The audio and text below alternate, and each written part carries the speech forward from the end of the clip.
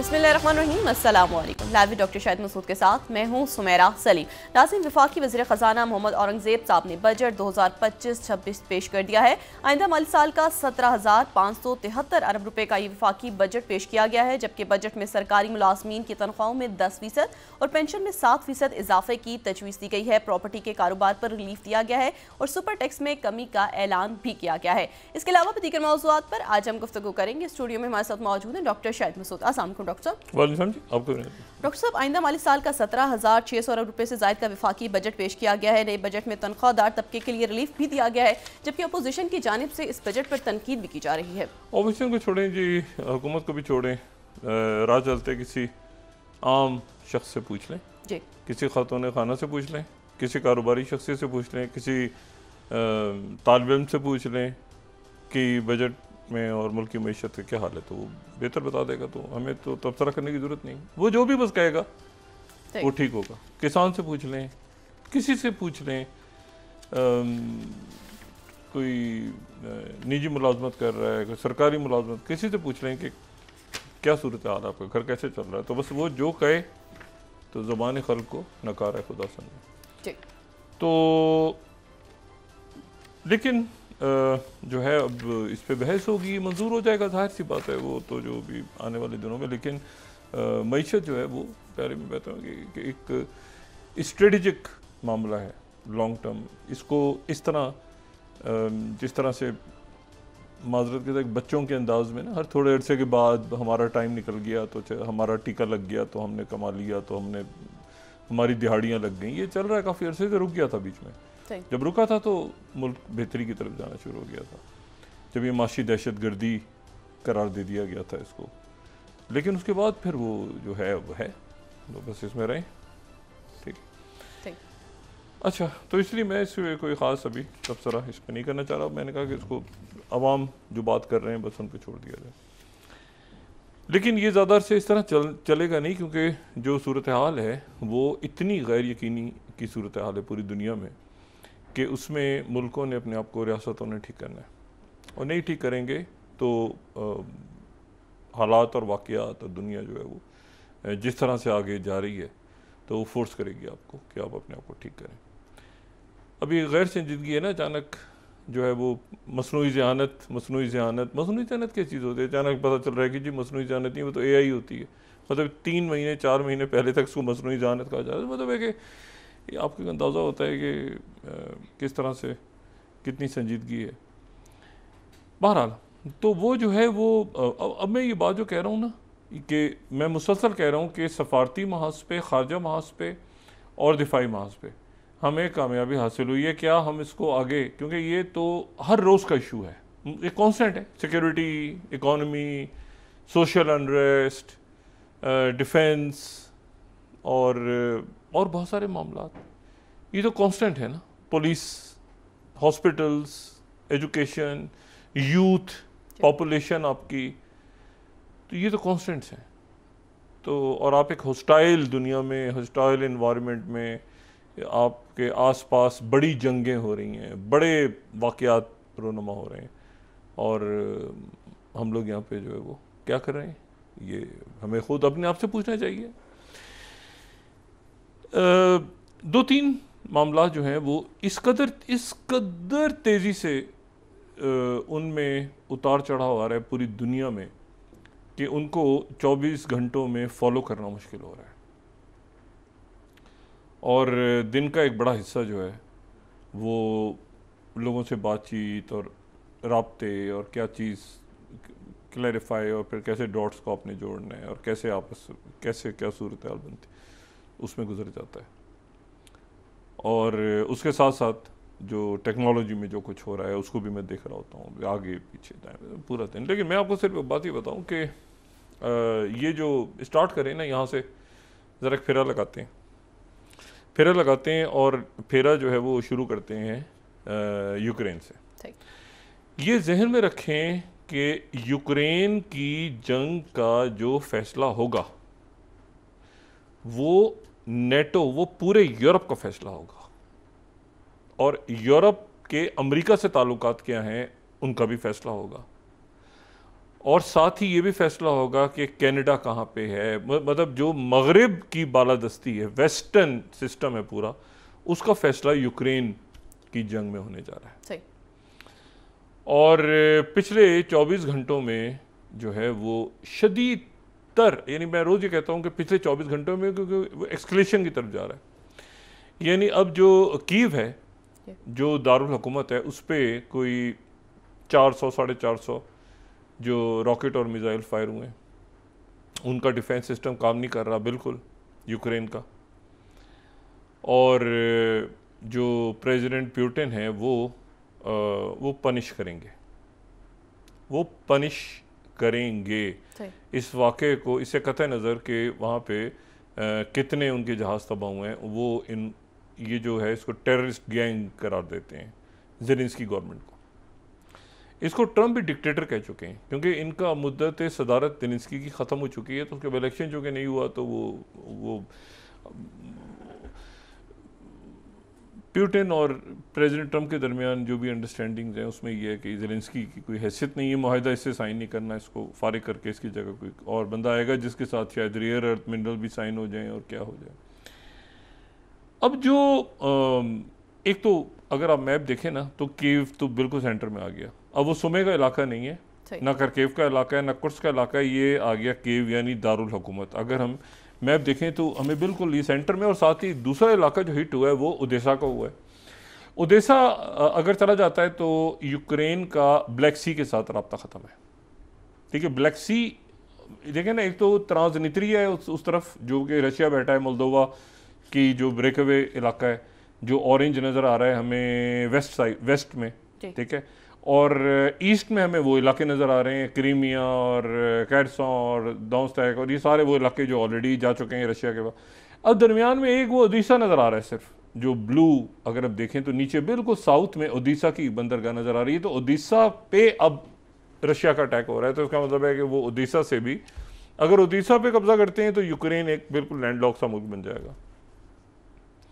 और कीव जो है वो दनाइपर रिवर जो है, अगर आप देखें तो ये दनाइपर रिवर के पास जो है वो बिल्कुल कीव वहाँ पर है। तो मैं वही बात कि कहाँ तक वो जाते हैं आगे, सीज़ फायर दूर दूर तक नहीं हो रहा, और ना इसके कोई इम्कान आते हैं सीज़ फायर के। और इसमें दूसरी जो बात है वो ये है कि बॉडीज़ और वो जो सारे थे वो सिलसिले वो तो स्टार्ट हो गए थे कल से, और बड़ा शॉकिंग है यूक्रेन के लिए कि उनके जो है 6000 डेड बॉडीज़ जो हैं वो वापस कर रहा है रशिया, जिनको ज़िंदा क्लेम किया हुआ था यूक्रेन की तरफ से कि ज़िंदा हैं। तो वो रेफ्रिजरेटर्स में ट्रक जो हैं वो उनसे बॉडीज़ उतारी जा रही हैं। लेकिन एक और जो बड़ा इंटरेस्टिंग इवेंट है, अब मुझे नहीं पता कि उसको मैं किस तरह से यहाँ पे वो कहीं फिट होता है कि नहीं होता, लेकिन कहीं ना कहीं वो होगा इस बड़ी पिक्चर में, जो बड़ी पिक्चर बन रही है वो उसमें फिट होगा। एक कॉन्फ्रेंस हो रही है मॉस्को में, 2 रोज़ा,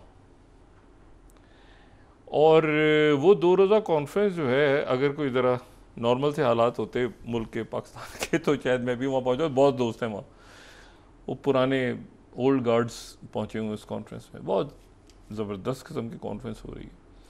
अच्छा, उस कॉन्फ्रेंस का जो टाइटल है फोरम ऑफ फ्यूचर 2050, 2050 का, अगर हम ये 5th स्लाइड दिखाएं तो ये उनकी कॉन्फ्रेंस हो रही है future of forum of future के हवाले से।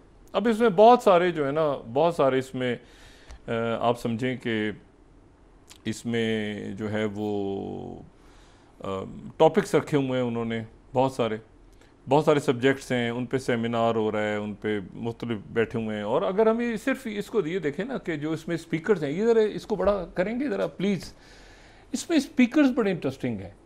एक तो हैं सर्जाई लेवरोफ, ठीक है, अच्छा, उसके बाद हमें नज़र आ रहे हैं नीचे जेफरी सैच भी नज़र आ रहे हैं, बड़ा नाम है उनका, ठीक है। प्रोफेसर जॉर्ज गॉलवे भी हमें नज़र आ रहे हैं, ये सारे हैं। एलेक्स जॉन्स नज़र आ रहे हैं, अमेरिका से आए हुए हैं। लेकिन ये एक हमें शख्स नज़र आ रहे हैं ऊपर जो 3rd नंबर पे हैं, ये हैं इलोन मस्क। 79 ईयर्स इनकी एज है और ये इलॉन मस्क के फादर हैं और ये मॉस्को में है।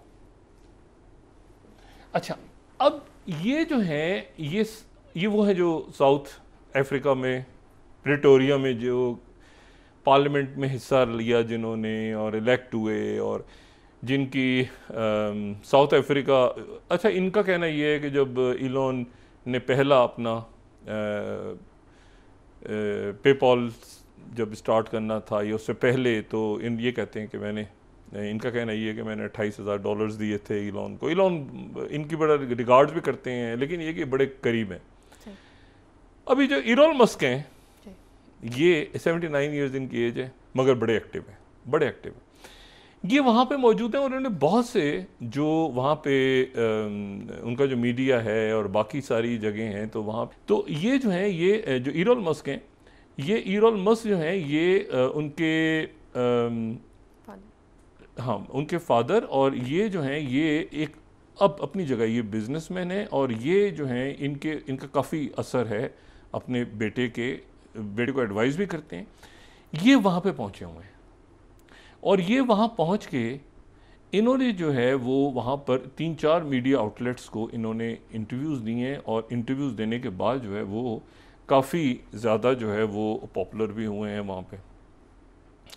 अच्छा, अब इसमें जो दूसरी बात है कि इसमें जो इसके जो ऑर्गेनाइजर्स हैं इस कॉन्फ्रेंस के, इसमें सर्जाई लेवरोव भी हैं, उन्होंने भी स्पीच की है, और जो ओलिगॉग हैं जिन्होंने ये अरेंज किया है सारा, वो बड़े अरब खरबपति हैं। मैं नाम उनका भी यहाँ पे ड्रॉप कर रहा हूँ किसी वजह की बुनियाद पे, लेकिन वो जो है वो फार राइट, वो जो है ना वो थर्ड रोम एक फिनोमिना है। थर्ड रोम जो है वो एक फिनोमिना ये है कि अगर हम ये देखें यहाँ पे अगर हम फर्स्ट स्लाइड ये देखें, थर्ड रोम ये है कि जो ऑर्थोडॉक्स, मतलब पहले तो रोमन एम्पायर थी ना, तो वो पहला रोम था, ठीक है, जब तक शिज्म नहीं हुआ और कैथोलिक्स और ऑर्थोडॉक्स का, वो कहते हैं वो पहला रोम था, फर्स्ट रोम। दूसरा जो रोम था वो कॉन्स्टेंटिनोपल था, यानी कुस्तुनतुनिया, जो कि ईस्टर्न ऑर्थोडॉक्स का मरकज बन गया। और तीसरा जो रोम है वो कीव है, कीव या मॉस्को या कीव, मतलब इसके, लेकिन वो कीव को पोर्ट पार्ट समझते हैं, यानी बहुत ज़्यादा ऑर्थोडॉक्स जो है वो ऑर्थोडॉक्स, अल्ट्रा ऑर्थोडॉक्स जो है वो क्रिश्चियन है, सही, ठीक है। और वो मज़हबी तौर पे ये बिलीव करते हैं कि ये जो है ये पूरा का पूरा एक मज़हबी जंग है, और वो उन्होंने ये कॉन्फ्रेंस अरेंज की है और वहाँ पर इलॉन मस्क के फादर हैं। अच्छा, ये एन उस वक्त हो रहा है जब अमेरिका में हंगामे हो रहे हैं बड़े शदीद, और वो हंगामे जो हैं वो LA कैलिफोर्निया से बढ़ते वो कई रियासतों तक वो जो हैं वो फैल गए हैं। बहुत सारी रियासतें उसकी जद में आ गई हैं, और पहले तो 2000 उन्होंने नेशनल गार्ड बुलवाए थे, अब उन्होंने उसमें 700 मेरीन्स को भी बुला लिए, और 700 मेरीन्स को उन्होंने बुला लिए, और साथ ही गवर्नर और जो मेयर के बारे में बड़ी शदीद तनकीद की है। फोर्थ अगर हम देखें तो ट्रूथ डिटेल पे, तो वो प्रेसिडेंट ट्रम्प कह रहे हैं कि मैं अगर ट्रूप्स ना भेजता पिछली 3 रातों में तो 2500 घर उसी तरह से जल जाते। ये इशारा कर रहे हैं जब आग लगी थी, मतलब वाइल्ड फायर हुई थी, तो उसी तरह से इनकॉम्पिटेंट गवर्नर और मेयर की वजह से आग लग जाती वहाँ पे, और they are in a total mess, और बहुत ज़्यादा ऐसे नहीं होगा, call your incompetent mayor, federal permitting is done, और वहाँ पे जो है वो अब फौज को बुला लिया गया है, ठीक है ना। 700 जो है वहाँ पे बुला ली हैं उन्होंने, जो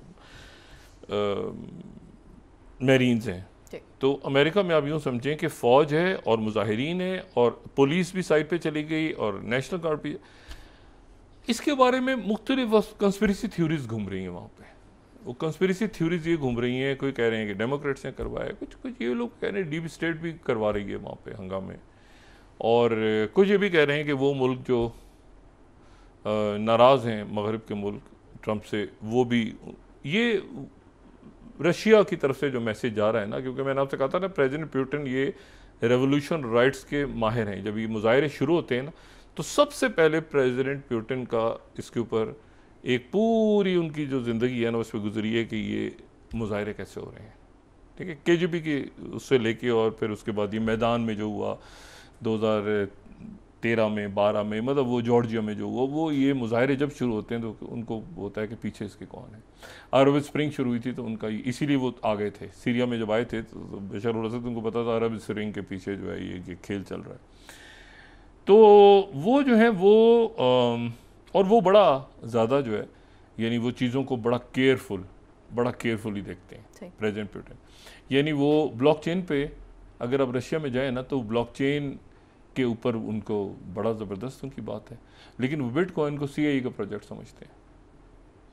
वो बिटकॉइन को ये जो है ना गुमनाम आदमी था तो उसने बना लिया तो नाम ही नहीं पता चला। वो कहते बिटकॉइन जो है ये क्रिप्टो का वो शक्ल है जिसको जो CIA का प्रोजेक्ट है। ये उनकी जाहिर है कि उनका अपनी एक राय है। एनीवे, तो इसीलिए वो पैरेलल सिस्टम और बाकी और ये कोड। अच्छा, अब इसमें जो है वो यानी मैं क्रिप्टो की बात नहीं कर रहा, मैं स्पेसिफिक बिटकॉइन की बात कर रहा हूँ जो एक क्रिप्टो की शक्ल है। तो वो कहते हैं कि जब ये 2007 का 8 का बहरान आया तो उसके बाद ये बैंकों में ये हुआ, तो उसके बाद इन्होंने प्रोजेक्ट बनाया। ये हो सकता है कि बच्चों जैसी बात है कि एक आदमी का पता ही नहीं चला, वो मुख्तलिफ नामों से आता रहा और वो बिटकॉइन किसने बना लिया और वो ये हो गया, फिर गायब हो गया किसी को देख के, और उसने बार एनीवे ये रशिया की अपनी वो है। लेकिन ये बात इंपॉर्टेंट है कि ये जो इलॉन मस्क के फादर हैं ये वहाँ पे क्यों हैं इस वक्त, क्योंकि इलॉन मस्क के जो फादर हैं वो ज़ाहिर है सिलिकॉन वैली और इलॉन मस्क के एक बहुत करीबी दोस्त जो कि पीटर थियल हैं। पीटर थियल जो है वो उनके पेपॉल के जब पेपॉल बनी थी तो पीटर थियल उनके साथ पेपॉल में आ गए थे। उनके पुराने दोस्तों में से एक, जिसको कहते हैं ना पेपॉल माफिया या पेपॉल बनाई फिर उन्होंने बेच दी, तो वो साथ आ गए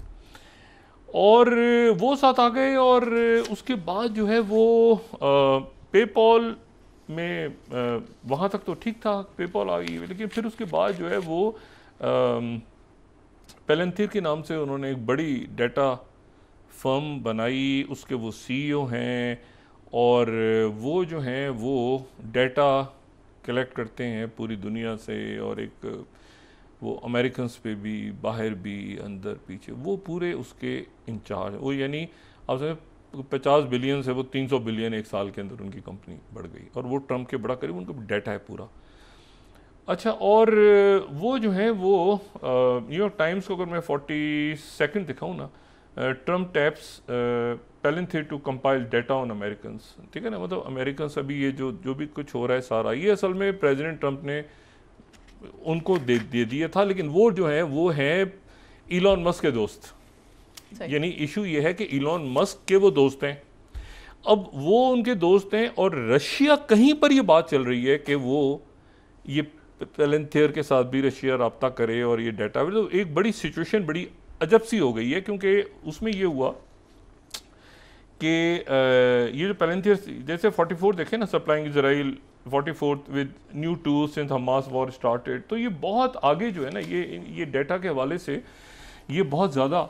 और अगर मैं MSNBC 45 दिखाऊं तो Trump appears to be building an unprecedented spy machine that could track Americans. तो वो इनके दोस्त जो हैं वो इलॉन मस्क हैं, इलॉन मस्क इनको लेकर आए थे और इसी के ऊपर DOGE सारा बना था। और बिजनेस इंसाइडर ने उस ज़माने में एक बड़ा अच्छा एक पीस लिखा था 41st the God father of DOGE, कि ये असल में ये गॉड फादर हैं क्योंकि इनके पास डाटा है हर बंदे का, और ये जो हैं ये पीटर थियल जो हैं ये सारा का सारा जो है वो उसको, अब ये जो है ये इलॉन मस्क तो चले गए लेकिन असल बंदा तो ये है, डाटा इसके पास है।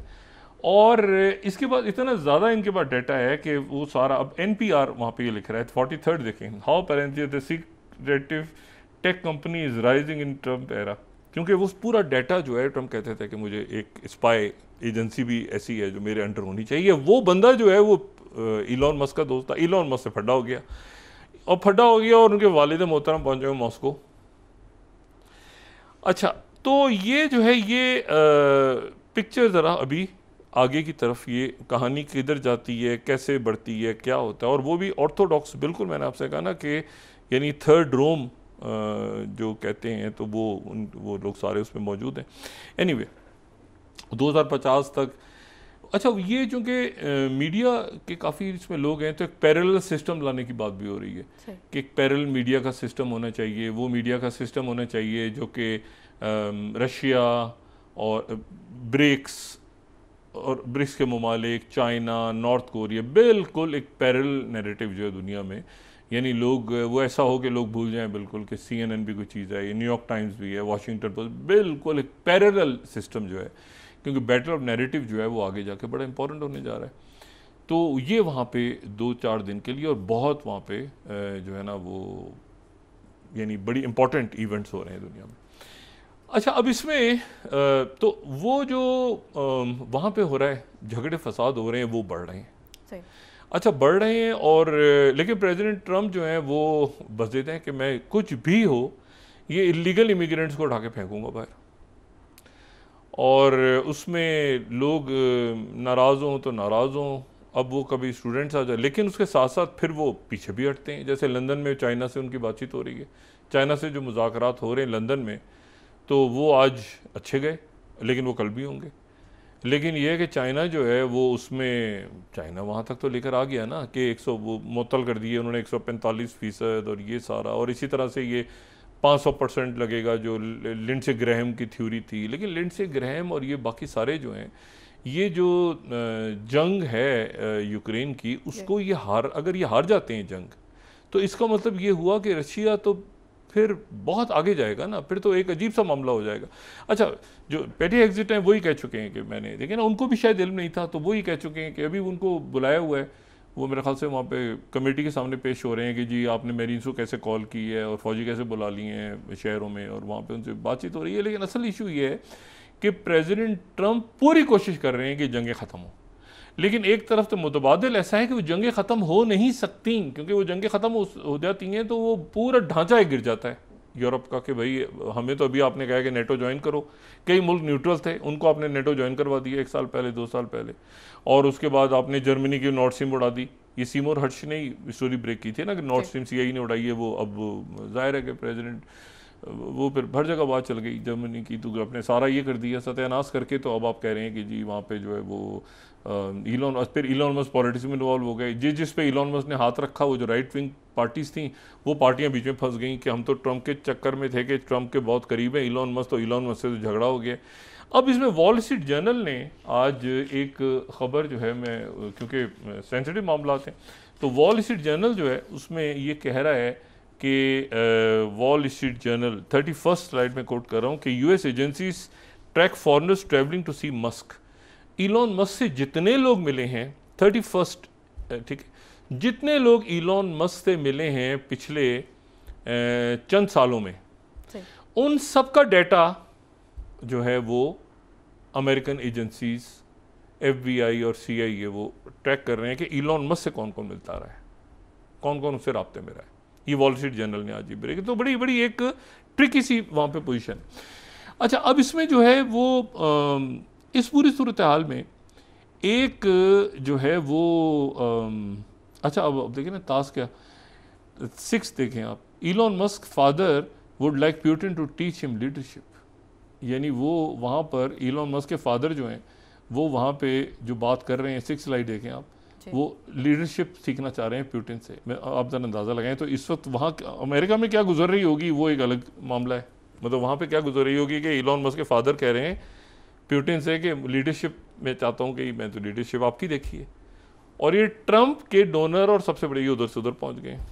इलॉन मस्क को उन्होंने असाइलम वगैरह भी ऑफर की थी, लेकिन वो अभी रुक गए, लेकिन वो आना चाहेंगे। तो मतलब एक बड़ी सिचुएशन बड़ी ट्रिकी है, वर्ड्स की तरफ जा रही है, क्योंकि उसकी वजह ये कि जर्मनी, बरतानिया इधर हाई अलर्ट्स हैं, फिर ये सैबोटाज की बात हो रही है, फिर सारे फ्रंट्स, तो हालात ख़राबी है इस तरफ। इस पूरी सूरत हाल में जो है वो प्रेसिडेंट ट्रंप ने एक 40 मिनट की कॉल की नेतन्याहू को, और 40 मिनट की कॉल जो नेतन्याहू को की, उसमें एक तो जो ग्रीता थंबरबर्ग वहाँ पे आई थी, वो भी उनको पकड़ के इसराइल लेकर आ गया, जहाज़ में बिठा दिया, उनको भेज दिया फ्रांस, और तो वो भी ज़ाहिर है हीरोज़ हैं, ये भी हीरोज़ हैं, तो दोनों खुश हैं। गज़ा में लोग मर रहे हैं अपनी जगह, तो मतलब बस ऐसे ही है। अच्छा, वो तो जाएंगे, उनका ज़बरदस्त इकबाल होगा, आप गए थे, आपको जाने नहीं दिया गया। इधर ये कह रहे हैं कि अच्छा जी हमने तो उनको बेवकूफ़ बना के भेज दिया, जैसे पकड़ के गज़ा में जो हो रहा है वो हो रहा है। इशू ये है कि जो 40 मिनट की टेलीफोन कॉल हुई है नेतन्याहू से, उसमें फिर 2-3 बॉम्बशेल थे नेतन्याहू के लिए। एक तो बॉम्बशेल ये था कि ईरान पे अटैक मत करना, क्योंकि ईरान से हमारी बातचीत हो रही है। ये बात पहले भी वो कह चुके हैं, मगर अब दोबारा की। लेकिन इस दफ़ा जो है वो एक कदम उन्होंने और आगे कर लिया, और टेलीफोन पे उन्होंने नेतन्याहू से ये कहा कि जो जंग बंदी का मुआहदा स्टीव विटकॉफ के थ्रू और कतर और सऊदी अरेबिया और बाकी मुल्कों के ज़रिए जो हमास के साथ बात हो रही है, ईरान उसमें भी शामिल है। उसमें सिर्फ कतर, मिस्र और सऊदी अरेबिया और ये मुल्क नहीं है, बल्कि ईरान उसका एक अहम हिस्सा है। इसलिए ईरान के ऊपर जो है वो हमला करने वगैरह का सिलसिला छोड़ दो, ईरान उसका हिस्सा है, ईरान की मर्जी से और मुशावरत से सारा काम ये हो रहा है। अब नेतन्याहू तो बिल्कुल ही फारिग हो गए, क्योंकि वो तो ये था कि ईरान पे अटैक करना है। तो अब उनको ये पता चल रहा है कि अमेरिकन कह रहे हैं कि वो तो ये जो डायलॉग है इसमें भी अगर कोई चीज़ें ऊपर नीचे हो जाती हैं तो इसलिए होती हैं कि ईरान और अरब ममालिक और ये सारे एक हैं इस वक्त, सारे गजा के हवाले से, जंगबंदी के हवाले से। तो अब ये तो बहुत ही बुरा मामला हो गया। अब जो इतवार है, ये जो कमिंग संडे, उसको जनाब फिर मुज़ाकरात हो रहे हैं अमेरिकन्स के और ईरानियंस के, ईरान और अमेरिका। यानी वो मुज़ाकरात जो ओमान में होते थे और जो कि बराह रास्त, जिनके बारे में बड़ा फटा पड़ा, तो बराह रास्त नहीं होंगे, बिलवास्ता होंगे ओमान के। तो उधर से स्टीव विटकॉफ और इधर से जो है वो अब्बास अरगची जो है, इनके वज़ीर ख़ारजा। तो ये मुज़ाकरात इतवार को होने जा रहे हैं, लेकिन हो सकता है ये मुज़ाकरात ओमान में ना हो बल्कि ओस्लो में हो जाएं। उसकी वजह ये कि इन मुज़ाकरात से पहले नॉर्वे में एक कॉन्फ्रेंस हो रही है इसी हफ्ते, मेरा ख्याल है मंगल या बुध को। उस कॉन्फ्रेंस में अरब ममालिक के वज़रा ख़ारजा शरीक हो रहे हैं, यानी सऊदी अरेबिया के फैसल बिन फरहान, उसमें सीरिया के जो शेबानी वो भी शरीक हो रहे हैं, जो वज़ीर ख़ारजा हैं, मिस्र के वज़ीर ख़ारजा, कतर के वज़ीर ख़ारजा, यानी अरब ममालिक के वज़ीर ख़ारजा और ईरान के वज़ीर ख़ारजा, ये इजलास और। तो उस इजलास में चूँकि शाम को खाना पीना, डिनर, आगे गपशप, ये वो, तो इन्होंने अरब ममालिक ने और इन सब ने एक कॉन्फ्रेंस की जो जगह है नॉर्वे में, उससे हट के एक प्राइवेट जगह, जो शायद किसी की हो सकता है कि उनकी अपनी किसी की मलकियत हो वहाँ पे नॉर्वे में, या कोई होटल है या कोई इमारत हो, वहाँ पर एक प्राइवेट जगह पे ईरान और अरब ममालिक के वज़रा ख़ारजा मिलने जा रहे हैं। उस मीटिंग से पहले जो अमेरिकन्स के साथ होनी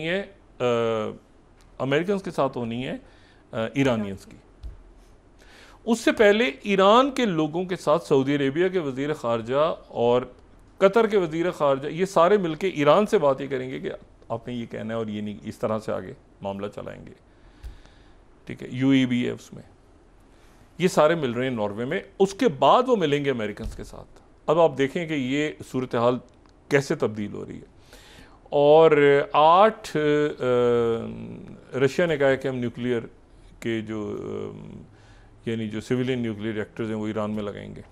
रशिया ने, रशिया, ईरान, चाइना दरमियान में है, ये ज़हन में रखें। चाइना ने ही ये तनाज़ात ख़त्म करवाए थे सऊदी अरेबिया के, ईरान के साथ और बाकी मुल्कों के साथ। अभी अब देखें अफ़गानिस्तान के साथ मामला था तो चाइना दरमियान में आया, तो ये चाइना मुकम्मल एक्टिव है इसमें। और साथ ही जो वज़ारत ख़ारजा है रशिया की, उसने कहा है कि दोबारा अमेरिका और रशिया के दरमियान मुज़ाकरात का अगला राउंड होने वाला है। अब एक मिनट, यानी एक हो रहा है अमेरिका चाइना लंदन में हो रहा है, जो आज भी, कल भी हुआ और आज भी हो रहा है, अमेरिका चाइना।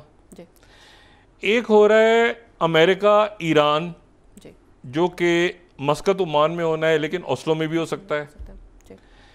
एक हो रहा है जो है वो रशिया और यूक्रेन का, तो ख़त्म हो गया ना, इस्तांबुल वाला वो तो ख़त्म हो गया, फेल हो गया, लेकिन वो चल भी रहा है क्योंकि उसमें बॉडीज़ और ये तबादला हो रहा है सारा कुछ। लेकिन अब आ जाए वापस उन मुज़ाकरात की तरफ जो रशिया और अमेरिकन के दरमियान होने हैं, जिसके नतीजे में पुतिन और ट्रंप की मीटिंग होनी है। वो मुज़ाकरात जो हैं वो फिर उसके लिए बातचीत शुरू हो गई है, और प्रेसिडेंट ट्रंप जो हैं वो नेतन्याहू से बात करने के बाद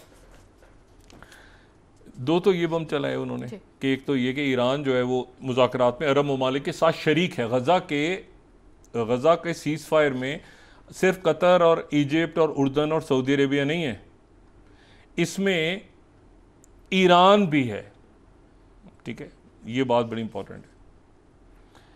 अच्छा, उसके बाद ये हुआ कि करके वो कैंप डेविड चले गए। बड़ा कम हुआ है कैंप डेविड जाएं प्रेसिडेंट ट्रंप, लेकिन वो कैंप डेविड चले गए। और कैंप डेविड गए तो उनके साथ जेडी वेंस थे, मार्को रूबियो थे, पैटी हेग्जिट थे, सूजी वाइल्स थी, स्टीव विटकॉफ थे, सीआईए डायरेक्टर जॉन रेडक्लिफ थे, और कुछ दूसरे लोग थे।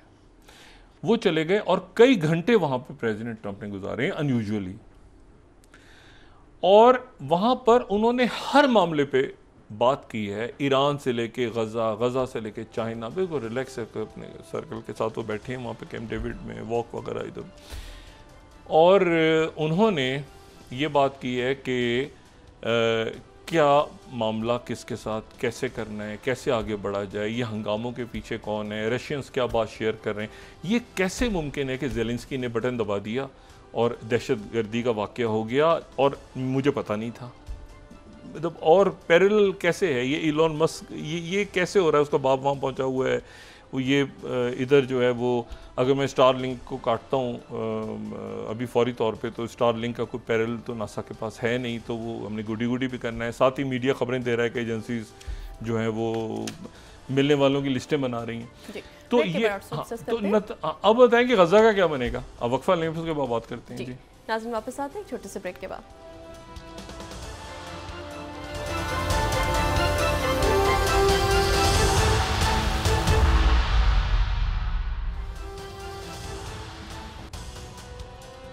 वेलकम बैक नाज़रीन। डॉक्टर साहब, वफाकी बजट के बाद है, महंगाई में मज़ीद इजाफा होगा या कमी होगी? हुकूमत तो कहती है कि महंगाई में कमी कर रहे हैं।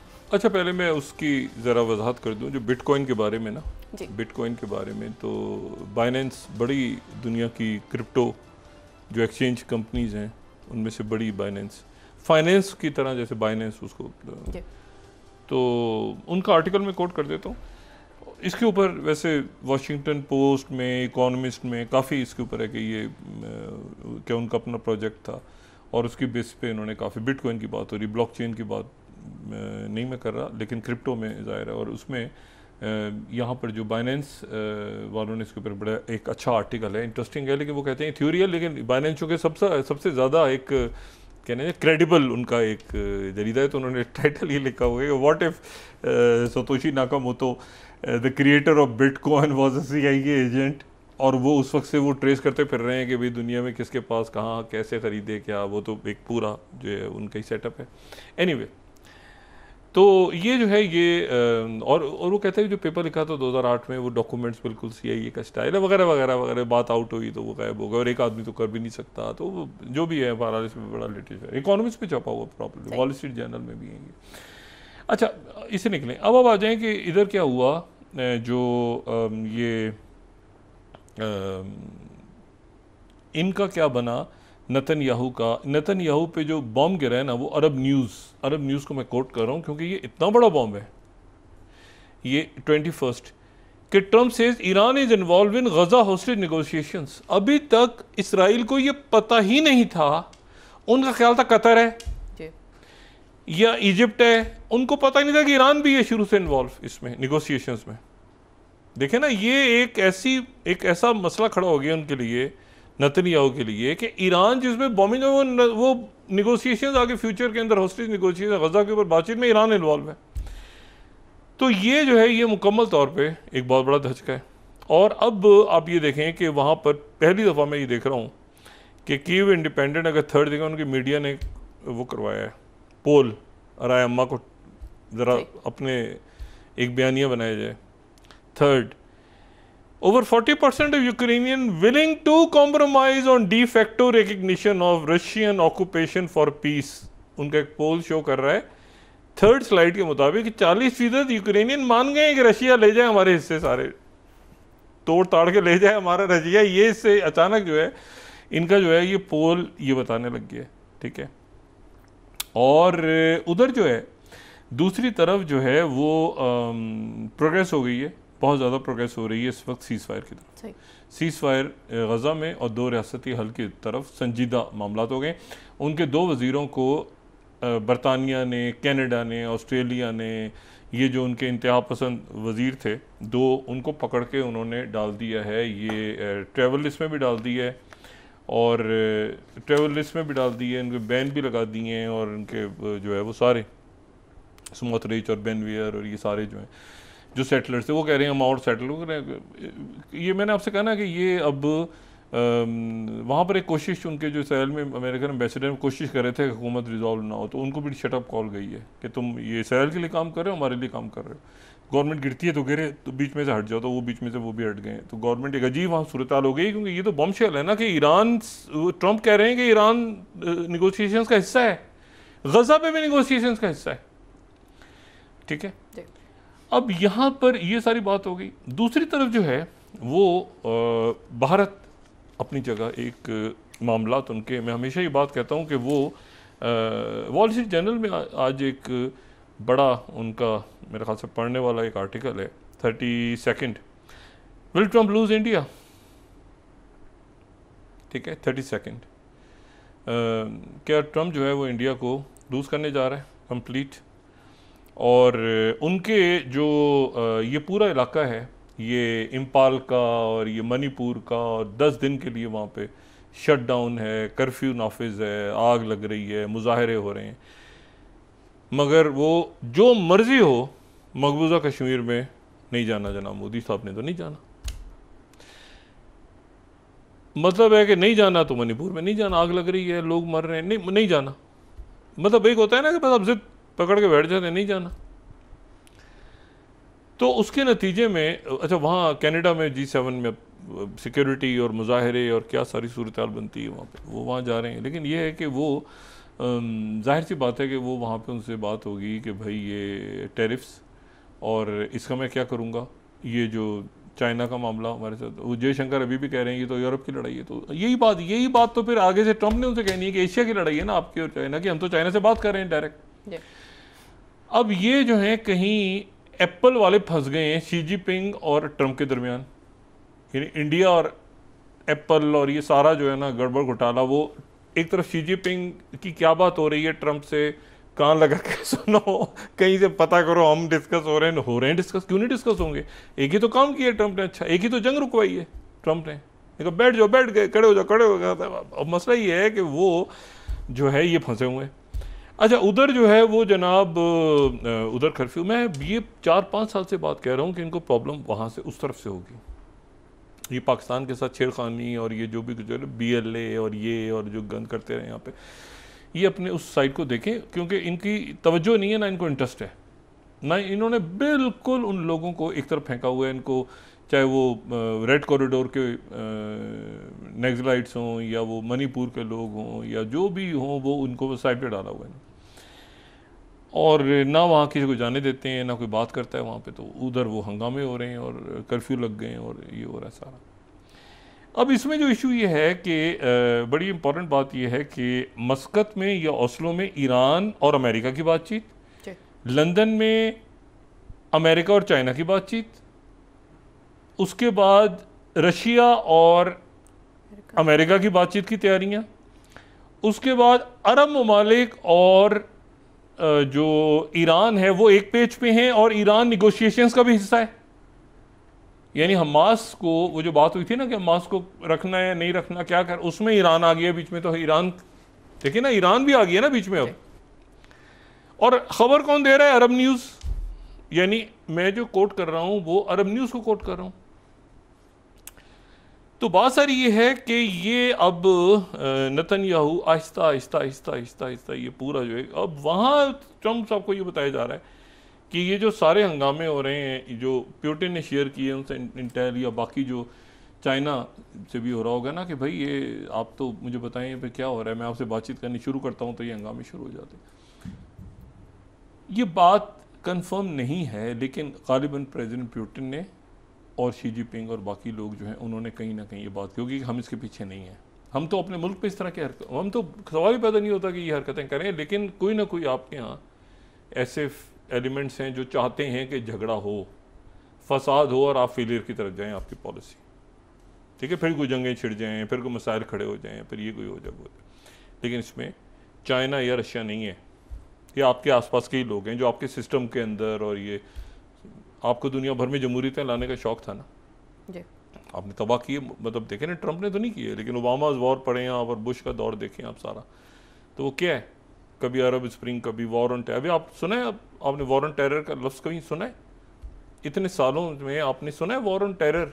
ये जो लफ्ज़ था ये कैसा था, वॉर ऑन टेरर? अब अहमद शरा से गले मिल रहे हैं सारे, और अहमद शरा से कह रहे हैं ट्रंप टावर बनाएंगे।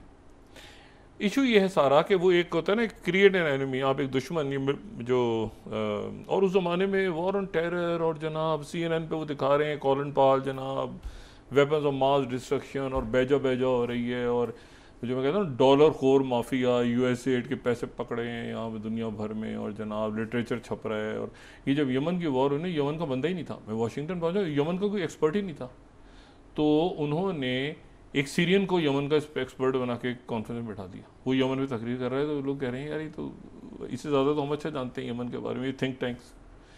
तो बात यह है कि ये इनकी पॉलिसी अगर ठीक होती तो ये हाल होता। ये तो फैलाना फैलो, तो फलाना विजिटिंग फैलो, तो ये तो धमाकना इन्होंने जो तमाशा बनाया थिंक टैंक्स में, तो उसके नतीजे में तो ये सारा डाउन, क्योंकि उधर पार्टी से हटे तो उधर दूसरी पार्टी आ गई, तीसरी आ गई, चौथी आ गई।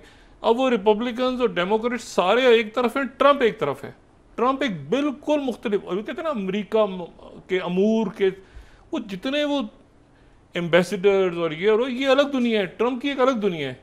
और ट्रंप की दुनिया एक जो है ना, उसमें सर्वाइव करना बड़ा मुश्किल है, उसमें ज़्यादा अरसे आप सर्वाइव भी नहीं कर सकते। मतलब थोड़े अरसे बाद जो है ना, अब देखें JD Vance को झटका दे दिया ना कि थर्ड टाइम भी मैं आ सकता हूँ, तो हालांकि नहीं आ सकते मगर JD Vance भी अपनी जगह पे।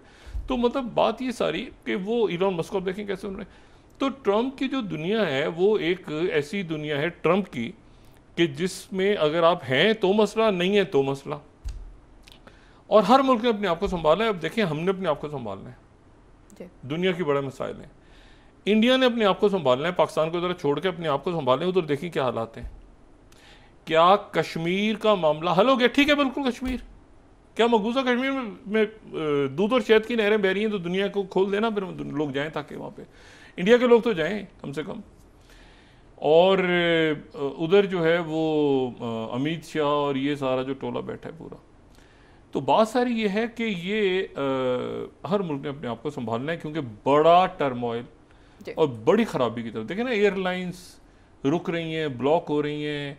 ये छोटी समर आती है, ये जो कॉन्फ्रेंस है ये मौसम सरमा बड़ा कम होता है, उसमें एयरपोर्ट्स पे अच्छा अमेरिकन को ख़ास फ़र्क नहीं पड़ता। अमेरिकन जो है वैसे लॉन्ग फ्लाइट्स नहीं लेते आदतन, यूरोप के लोग ट्रैवल करते हैं, अमेरिकन की ज़रा कम आदत होती है लॉन्ग फ्लाइट्स लेने की ना, तो उनकी कोई लंबी चौड़ी फ्लाइट्स नहीं होती हैं अमेरिकन की।